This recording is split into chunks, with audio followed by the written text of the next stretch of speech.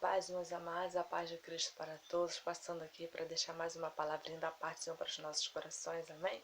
Senhor, meu Deus, meu Pai, ministra os nossos corações, segundo a Tua vontade, segundo o Teu querer, segundo o Teu propósito, é o que nós pedimos, é o que eu te peço, em nome do Pai, do Filho e do Espírito Santo, em nome de Jesus, amém. Amém, meus amados? Meus queridos, o livro de Gênesis, né, onde conta a história de José, né? Aí todo mundo já conhece bem a história de José, sabe que ele foi vendido pelos irmãos, foi parar no Egito, lá ele foi honrado.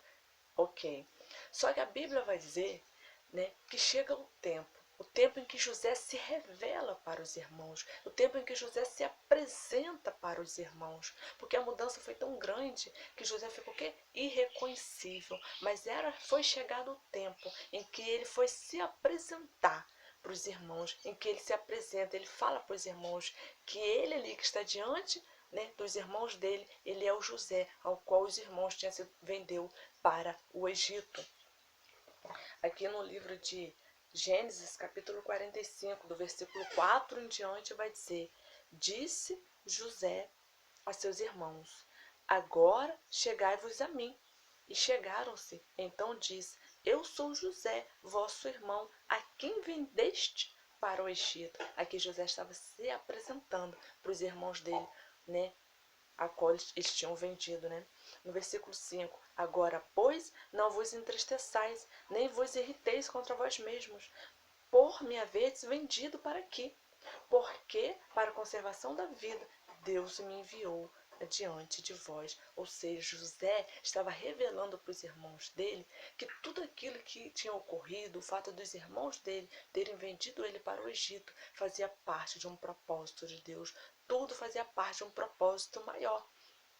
E o versículo 6 vai dizer: Porque já houve 2 anos de fome na terra, e ainda restam 5 anos em que não haverá lavoura nem colheita. O versículo 7: Deus me enviou adiante de vós para conservar vossa sucessão na terra, para vos preservar a vida por um grande livramento. Ou seja, tudo que tinha ocorrido, né, era para que lá na frente viesse a ocorrer um livramento, né, da parte de Deus para com aquele povo através de José.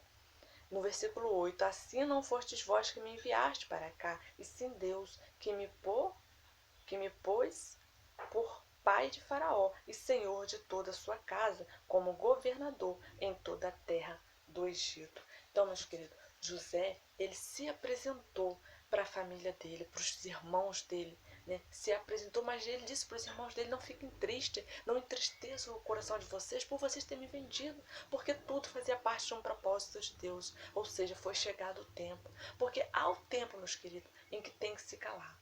Às vezes é o tempo que Deus vai trabalhar na tua vida, você tem que se calar, né? Fica calado e deixa Deus trabalhar, te lapidar aquele tempo todo. Então Deus te fala, se cala, mas é o tempo que tem que falar. E aqui foi chegado o tempo de José se apresentar para os irmãos dele e deixar declarado ali que tudo aquilo que ocorreu fazia parte de um propósito de Deus. Às vezes isso se encaixa com você. Às vezes você está vivendo isso, ou ainda você ainda vai viver, mas Deus já está te alertando, Deus já está te falando que é chegado o tempo. Assim como chegou o tempo na vida de José de se apresentar para os irmãos dele e fazer conhecido o propósito maior, que era o propósito de Deus na vida dele, através de tudo aquilo que ele viveu, Deus também está revelando ao teu coração que é chegado o tempo. O tempo de você testemunhar, o tempo de você falar, o tempo de você fazer conhecido, né, a obra de Deus, né, o que Deus tem, operou, está operando e o que Ele tem na sua vida.